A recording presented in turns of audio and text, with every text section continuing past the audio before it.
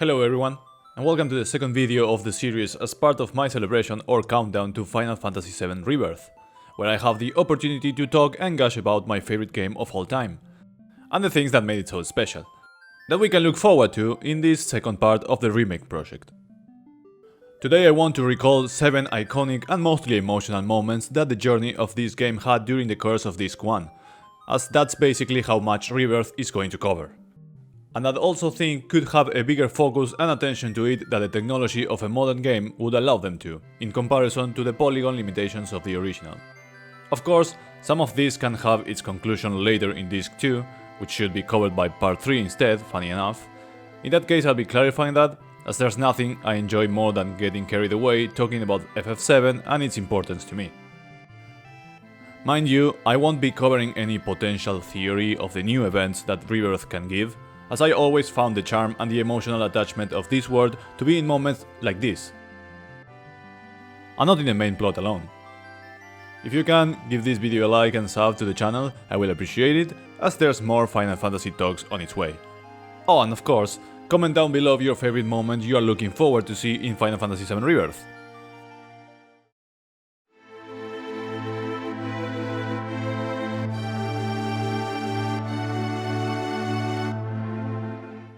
Let's start with a basic one, but one that is deeper than we can imagine.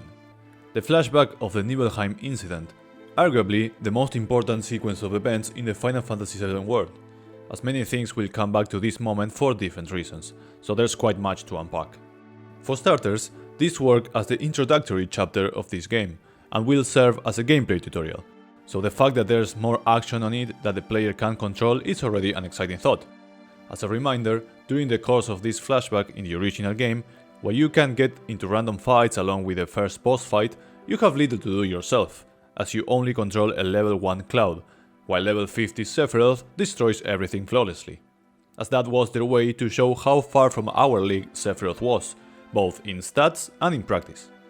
So the first thing you can look forward to in this whole sequence is the bigger involvement in using Sephiroth as a real playable character. But aside from that fun experience, there's a lot happening in this first chapter that is going to provide a variety of emotions. Part of this moment is one of the footage for the first demo shown to the public at TGS or around that date, and on it, it confirms something that is incredibly interesting and exciting to me, as it's 100% the way to go, and that is Cloud's behavior. While I don't think I need to clarify the whole ordeal with Cloud's real personality and his unreliable narrator concept through the game, it's exciting to see in the actual game that they are going very hard on that direction with both subtle and not so subtle moments. Like how some animations and mannerisms that Cloud has seem to be taken straight up from Zack's in Crisis Core, for example. And other dialogue specific hints that may imply that some other young man was the one here instead, like being referred to as a puppy specifically. I'm excited. Such a puppy. Zack the puppy. Even if for some that only serves as their BL fantasies. But knowing that, it's also entertaining for newcomers alike, as the change is so drastic that it's exciting to see their reaction and try to understand if there's something more than just, oh, he's young teen Cloud being overly excited about things and that's it. But there's actually way more to this chapter, especially knowing this information that the flashback is accurate and not at the same time. It gives you a new, different point of view that you didn't have the first time you played through this part. One of the reasons I enjoy my second playthrough of FF7 so much. And I guess I can talk about this in two sections, the arrival to Nibelheim and the conflict and incident caused by Sephiroth later. What I'm looking forward to when you first arrive to the town, along some conversations that hints Genova here and there, is this feeling around the town. I think the best way I can describe it is that it gives a sense of melancholy. There's this ominous presence lingering around, maybe because you know that things are not going to go well. And granted, the amazing song, Anxious Heart, does a great job at that.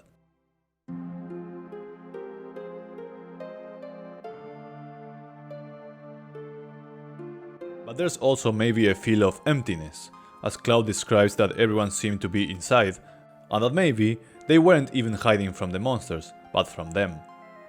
And from the things you can do around in the meantime, while can be some sort of heartwarming like going to Tifa's house to play the piano in a more lovely way than just mashing whatever now, or maybe some other unholy things, What I'd love to see is visiting your mother, Claudia Strife. I mentioned it briefly in my past video about NPCs I'd love to see, but I think that the whole situation about Cloud and his mother is going to have a bigger focus, or at least done in a way that is going to be emotional and hurt more. The idea here is that you visit your mother for the first time in 2 years since you left to become a soldier. So there will be a lot of catching up, with a typical lovely mother behavior caring too much about her son. But the way it's told to us, it's in a way where it has these flashing jumps into different parts of their conversations as they are not fully told. But there's one that's very meaningful over the others, and it's Claudia asking her son about his soldier uniform very excitedly. Cloud's response seems to be one of a son that is embarrassed by his mother-loving actions, but if we have the knowledge of what uniform he was actually wearing, we then know that he was ashamed, but of something else instead.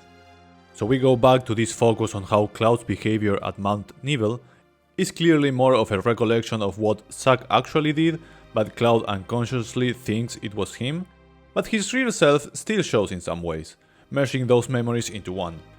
And what a more personal, important memory than opening up to your mother to have a heart-to-heart conversation.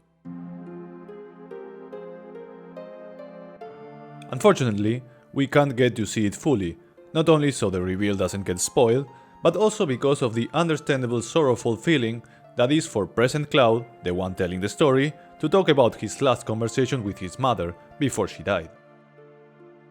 And then, from the moments after Sephiroth finally breaks and burns the city down, well yes, I know it's pretty iconic to see him in fire, I'm not ignoring that part, although, in my personal opinion, I would prefer to see a Sephiroth with a more deadpan expression, as if he doesn't care that he is leaving corpse after corpse on his way to see Genova.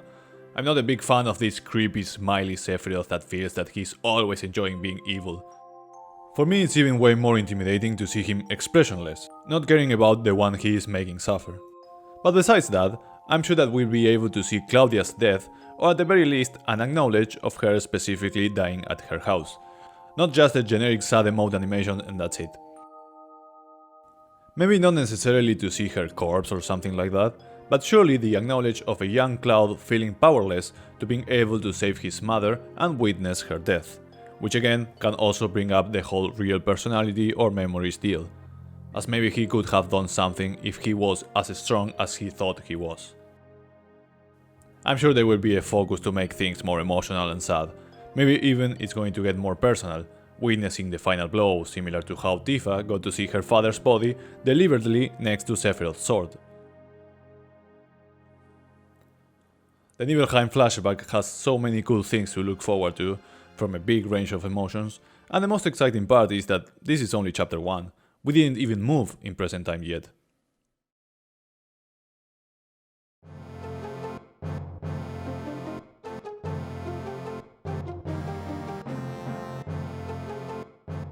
If we thought that was an emotional heavy event, then oh boy, we have something more for you. After the journey brought us to the two most happy places we could visit, Costa del Sol first, and then Cold Saucer later, in the middle of it we have a heavy arc involving Barret as the main protagonist of it. As before arriving to the happiest place on Gaia, we go through the new remains of Corel, the old mining town where Barret is from. And the people there are not very fond of him on his arrival, so because of that, and of him retelling the story to the rest of the party about how his city was burned down through a combination of a reaction exploding and Shinra covering it, and maybe some avalanche extremism involved, but we can talk about that all the time, he's not in the happiest of moods to be playing around at an amusement park. While in the original game, after Barret leaves us and we still have the freedom of visiting the different attractions of this place, like the minigame Central, betting on some chocobo racing or visiting the Haunted Mansion Hotel, to make progress we first meet the new party member Ketchi. And upon visiting the battle square, we discover a bunch of bodies around, and through inspecting them, the wounds show that they were bullets or gun injuries, so the idea that it was Sephiroth gets immediately thrown away. And after talking to one survivor mentioning a man with a gun for an arm, our mind will go to one person specific, logically. Unfortunately for us, the owner of the place, Dio, and the guards arrive to see us surrounded by bodies, so we get thrown into the Corel prison, a natural prison in the middle of the desert and below the Gold Saucer, where it's impossible to escape due to the natural conditions surrounding it. And the only way to win our freedom is through participating and winning in the Chocobo racing circuit. But before worrying about that, we find Barret here, who we confront to learn the truth about these bodies with bullet wounds, and after some convincing efforts, he tells us the full story about Corel that include one key character, his childhood friend, Dyne. Back when the town was still a mining one, it was Dyne the only one who refused to move on to Mako energy, as the rest of the world was mostly doing, with the implementation of the reactors. And after the explosion that caused the fire of the village, as Dyne and Barret made their way to it from the railways, they were intercepted by Scarlet and Shinra troops, as they shift the blame to us and the inhabitants of Corel, so they attempt to shoot both friends, who end up at the edge of one of the cliffs. As they were holding each other for their life, the bullets from Scarlet reached them, hurting and destroying their arms that they both were using to hold on. And not only that, but Dyne also fell into the precipice, presumably dead since then. Barret got to escape, and while his wife Myrna died at the burning, and Dyne's wife Eleanor did too, he could take little Marlene alive, and escape with her, eventually ending up in Midgard, and finding a new home at Sector 7 thanks to Analong Tifa. After learning the full story, we also learn that Dyne is still alive apparently, but as we can see, because of the bodies, going on a rampage for some reason. So it's time to look for and confront him this time, convincing Barret to not be or do things alone. And yes, if you didn't pay attention to it, the original Corel town was what is now the prison itself, so be on the lookout to recognize these places in different times. It's then when we reach the climax of this sequence, and a great moment that is a must-watch for Final Fantasy VII Rebirth, our confrontation and one-on-one encounter of Barret and Dyne after many years. On it, we find out that Dyne is Marlene's real father, and since the incident, he thought both his wife and daughter were dead, as he made a grave for both of them here. And along them, Dyne lost something else, which was his own sanity and mental strength, as he wishes to destroy and end everything he can. To the point that we get to see one of the coldest lines to showcase how much he has lost it. And it's that upon learning, thanks to Barret, that Marlene is actually alive, he decides to challenge Barret so he can also take his daughter to see her mother again. It's after this line that you have these couple of seconds of realization that he means to kill his own daughter, that you're like, oh no. And that's when the 1 versus 1 fight starts, which are not that common, but it works great for very specific story fights, especially with Rebirth gameplay. After the fight, where Barret ends up victorious, we get a wounded Dyne carrying himself over and admitting that he has lost it a long time ago, and that he not only wants to destroy everything but also himself. After some exchange, Dyne refuses to accept Barret's proposal of coming back and do things right, as he considers he has no return, that even his own daughter wouldn't be able to recognize him, as they got separated when she was 2 years old, and that his hands were too tainted in blood for him to deserve to hold her. That's why he gives Barret a memento from his wife to give Marlene, and after asking him to not make her cry, a regretful Dyne commits suicide by throwing himself off the cliff.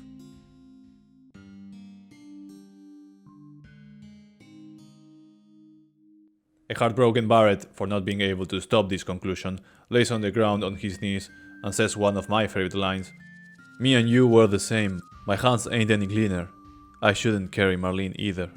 Which is also because of his avalanche arc of the story. There's no possible way in my mind that Rebirth is not going to make this extremely emotional moment, maybe even adding shots of Marlene being with Elmira as some conversation happen, as the assets are there. And I wouldn't be surprised that during the one-on-one fight, the music is less hype and more on the emotional climax side of things, as they scream at each other during it with very passion and emotions in their voices. One example I can think of that is in Final Fantasy XV, and spoilers for that matter, but the DLC fight between Ignis and Ardyn, I remember it very fondly as an emotional confrontation, where one character was basically pouring his heart out, in battle and in speech form, so I'm totally looking forward to it, for many reasons. And from what we've seen so far, Barret was with us when meeting Cait, so there's probably going to be a little of that, and a little of getting accused of the murders at the battle arena when he is with us instead. I would find it funny if, when this happens and get thrown into prison, the ladies are elsewhere having fun with Andrea or something.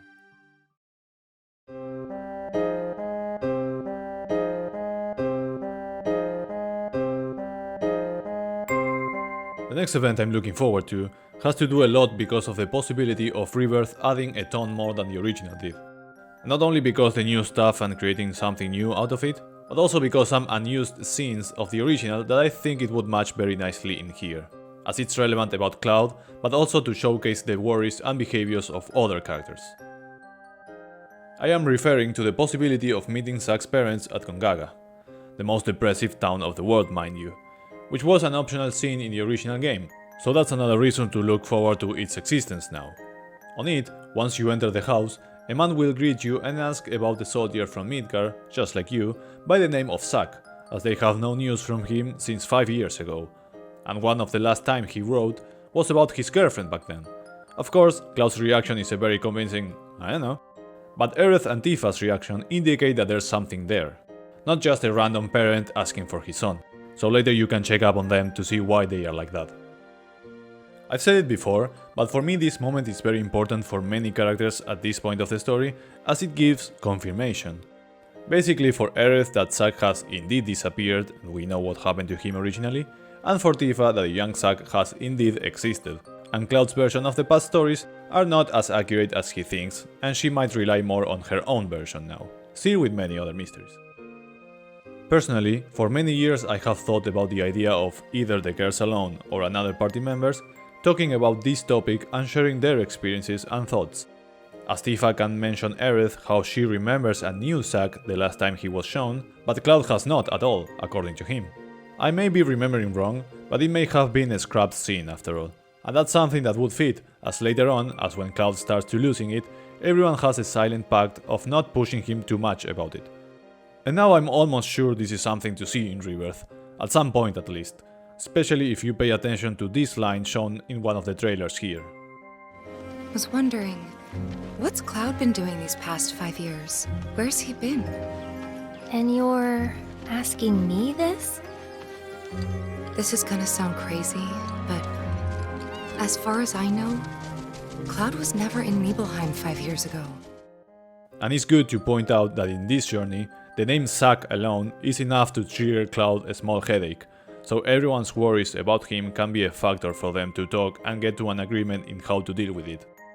To this, add the mysteries surrounding Zack that the Remake trilogy is involving, and you may have not only more conversations around here, but also mandatory ones. Who knows, you may see Cisne around. Certainly many things around to look forward to.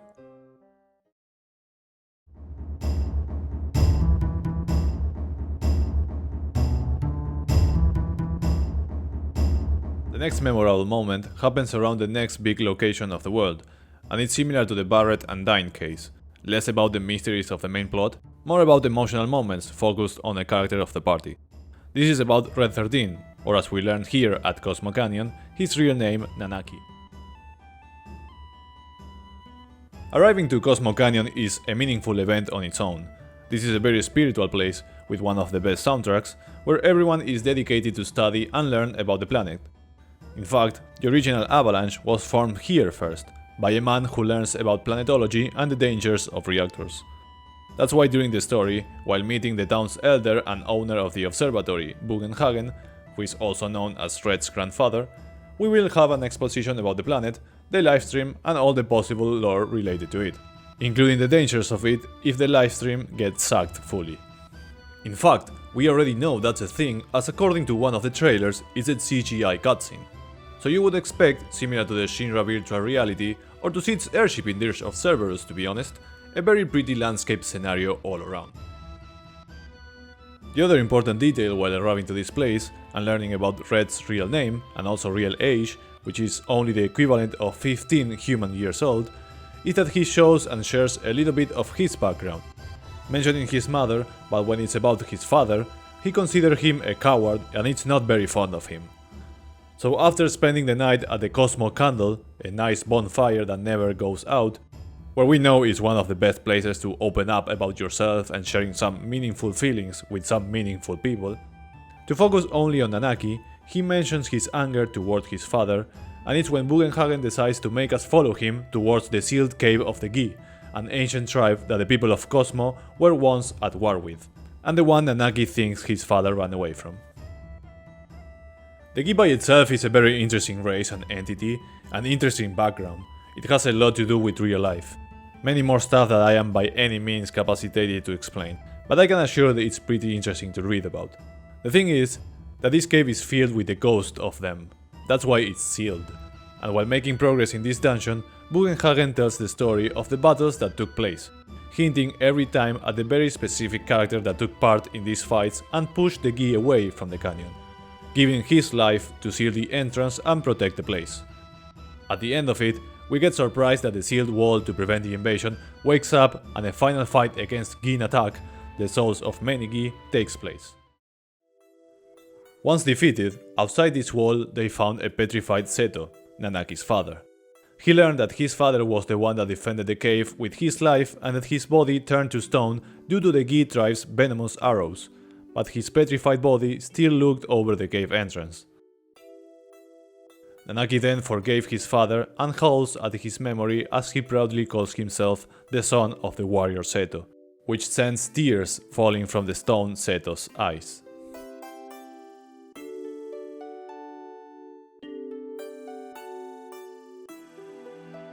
After a personal moment of Nanaki and Bugenhagen, as we are ready to leave this place, remembering that Nanaki was always with us just to reach his home, he reached to us to keep on traveling with us, acknowledging that he grew up a little bit, and with this new pride inside of him of being Seto's son.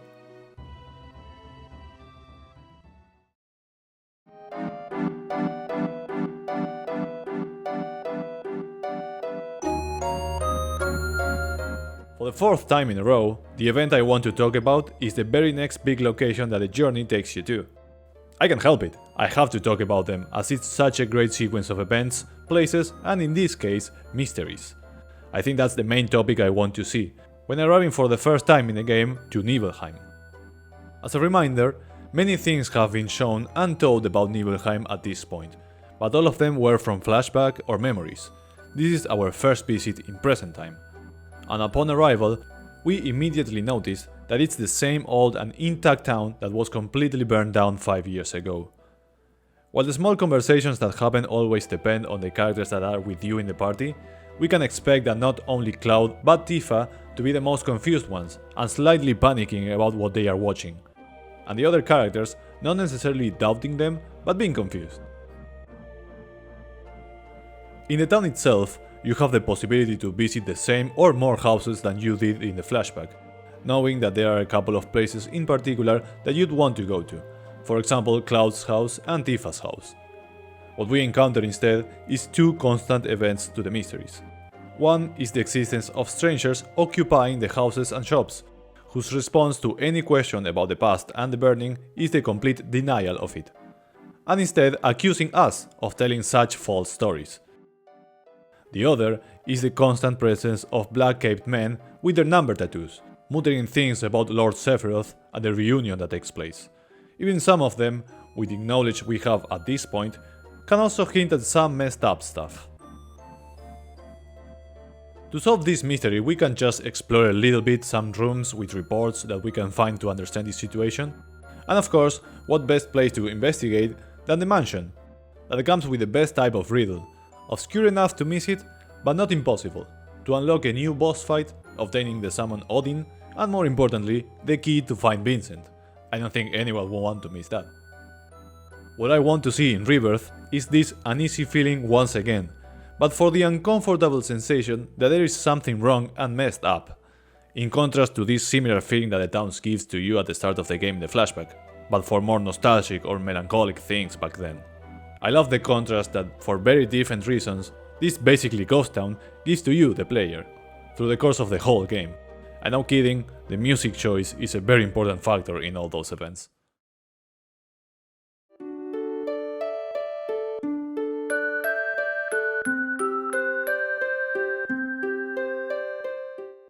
Once the full party is assembled, and have for the first time a sense of freedom to discover where to go next, after some intel and discoveries, we arrive at the Gold Saucer to spend the night, and the highlight of this moment happens. It is the date. Nah, just kidding. I'm not that interested in that part. What I care about is the drama that always starts at the end of it, no matter your choice or character you spend some time with. As we find Cait standing suspiciously at the central station, and before we are able to reach to him, it's shown to have the keystone on its hand, which is the key item we were searching for to have access to our next and very important destination.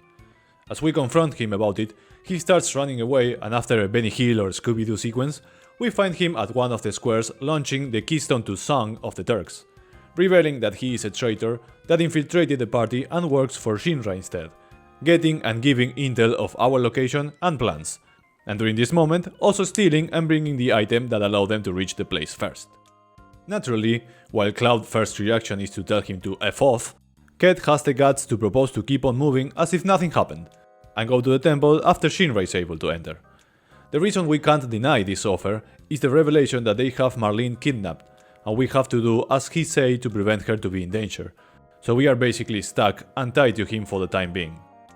We also can't kill him if someone had the idea, because the real person controlling the cute cat is at HQ. But that's not the only reason I want to talk about this. I think there's something more interesting and possibly emotional if done well in the following mission already. Back at this revelation, there were already some hints of what's the deal with this character, and of course the person behind him, Brief Twesty from Shinra. As in his explanation of carrying the mission as if nothing happened, he also says that they are not entirely enemies, and that after all this time traveling together with the party, he couldn't help but to be curious about them and their motivations to keep going, fighting and helping those that they were meeting in the journey. A very telling hint of how things are going to develop with him in the future, as Reeve is the only sane person of the high authorities at Shinra, who wants the good for the people and try make changes from the inside, as Remake also showed. And while his perception of Cloud and company was of a couple of terrorists, while traveling together he started to get curious about them and be eventually a double agent. Granted, I'm not here to be and call myself out as a Cait apologist and claim they did nothing wrong. But while some people would say that this cat could not exist and they wouldn't care, myself not only enjoy some dramatic moments and characters that shake things a little bit, but also appreciated the turnaround of Reeve and the discussions it eventually led to. But back to the Temple of the Ancients specifically, I'm excited to see in Rebirth if they could turn this moment into an emotional one, because some people may have missed it or were too angry to feel things during it. But here, we discover that the black materia that Sephiroth seeks is the temple itself, and the only way to obtain it is solving a puzzle that turns the big temple into the materia orb, which means that the one solving it from the inside is going to get crushed and trapped inside it. Knowing this, and that Sephiroth could use any of the reunion guys as bait, Cait himself is the one that proposes and offers himself as the one to activate these puzzles and sacrifice himself for the party. Of course, the trust towards him is very low, but Cait convinces them as there's no other way around, and after humoring the party with his normal antics, and also Aerith humoring him with some last fortune-telling session, he says farewell to everyone and proceeds to unlock the black materia and sacrifice himself. For me, still an emotional moment, especially in the way he trips and gets up again, and the words he says to himself. And the music plays a huge factor too. The other big reason people are usually not impacted by his actions is that his replacement, the other cat robot Cait 2, appears immediately after when things are surprisingly going down for other reason. So it's reasonable for you to think, whatever, he's fine, look at him. But what I think and would love to see clarified is that this first robot that dies actually dies. While Reeve controls them and another one can appear later, it doesn't mean that the one that travels all this time with us specifically, who genuinely thought about us as friends as the journey went on and is happy to give its life for the cause, is no longer with us. And you can't disesteem that just because he's a big robo-mogul cat thingy, as the idea of befriending robots or artificial stuff that eventually have feelings is a common trope. So I'd love that to be more clear, as those last moments of him can create to you a wide range of emotions, from the previous anger to pity, it doesn't matter.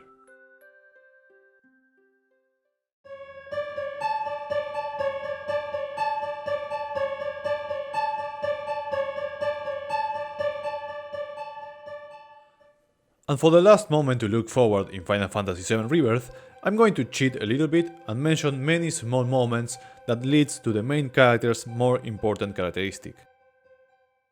I'm talking about every instance that shows that Cloud Stripe's personality and memories are a little bit off, until these doubts start manifesting at the Temple of the Ancients, and eventually the Northern Continent. For many times, Cloud Strife have been labeled as an example of an unreliable narrator in a game's story, and that's a good way to describe him. We talked before about the Nibel flashback, about why it's important to meet Zack's parents, and the return to Nibelheim. All of these have something in common, that is Cloud's memories and current personality. Besides all of those, during the entire trip, there will be moments that in a first playthrough will give you a sensation of, huh, that's weird. And on a second playthrough, you already be like, oh, that's why. For example, when you first sleep at Lower Junon, Cloud has a conversation with himself on his head about the events from Nibelheim that seemed a little bit off. Like, why didn't they meet with Tifa after so long? He even attempts to ask Tifa about it before being interrupted by the current events. Another situation like this can be seen but initiated by Tifa herself, like their little moment in the Cosmo Canyon bonfire, in which she tries to bring back the past but she can't. So instead, just ask him straight up if he's really himself. Questions that could also be brought up in the dates. If you ignore any type of self-insert romantic feeling, both girls can be asking about Cloud's behavior and real self. Aerith straight up asks about meeting the real him, after thinking for a while how he reminded her of his boyfriend Zack, and for good reason. And Tifa could be trying to gather the courage to ask him about it in more detail. It's until the Temple of the Ancients that we witness the real consequences of dealing with a Cloud whose mind breaks for a little bit, still unsure why. But it's the first time we see him acting actually weird. And it's in two separate moments, both triggered by Sephiroth's words, "Wake up." The first one, you can only see him laughing on his own, muttering and repeating words that Sephiroth mentioned about his plan of summoning Meteor with the black materia, as we proceed to see Cloud struggling in what I think one of the best elements and ways they could back then, where his polygon model started doing many animations of poses, but there were many translucent models of Cloud doing so, and that freaks you out a little bit. And after he stops that, he just fixes himself and acts as if nothing happened. He's just like, oh hey, what's up? And this is the moment I personally believe that the party silently agrees to not push this topic too much, and we start to notice how unreliable his demeanor may be. The second one is a little more harsh, as after once again hearing Sephiroth's word to wake up, not only he struggles, but his body starts moving on his own to give him the black materia, as we have control of a younger version of Cloud that screams and attempts to stop him unsuccessfully, who represents the real Cloud. And even after that, after realizing what he has done, he loses it again and seems to attack Aerith herself until he is stopped by the other members. As consequence of this, we have an Aerith that decides she has a role to fulfill and leaves to do so alone, and a Cloud that starts fearing himself now, as he is scared of what he has done and what he can do. With the support of characters like Barret and Tifa, each in their own way, Cloud decides to tag along and try to resist this feeling. We are aware that what happens at the Northern Continent is not that positive, but besides that and what can happen with that moment at the end of this one, I want to shift the focus to how this aspect of Cloud in particular behaves here. Because as a simple reminder, he was very close to do this. And one of the lines and moments that stuck with me the most since then is when he references this moment and opens up to the party before leaving the capital. The line, "There's someone inside me, someone who's not really me," slightly breaks my heart, especially knowing what happens next, and how he finally ends up breaking fully at the crater. How is Rebirth going to handle this final step to the breakdown? Well, chances are that Sephiroth uses his version of the events, and to gaslight Cloud includes Tifa's role and own version in it, similar but different to the original game, judging by some lines listened in the trailer. You know that I killed her. So, who is she? I can't say for sure how or how much of this topic is going to be there if things end at the Forgotten City, but it's extremely important for his character, and with the hints that already exist, something will be done about it, whether it concludes in here or in part 3. The remake has shown some of these things already. Even add some others, like for example the Grant recognizing him at HQ and mentioning Council. So I expect to have this and not just bad headaches because the creepy stalker Sephiroth is around and that's it. Even the complementary story included in Ever Crisis has shown something very telling about this, because while it tells the moments right before the start of the game, you can see Cloud having issues to recognize some key words that Tifa is mentioning about the past, and also having some internal struggles and unconscious recalling Zack's words as his own. I'm finishing the story with the thought of wanting to help Tifa, because that was the only way I could prove to myself that I was still me.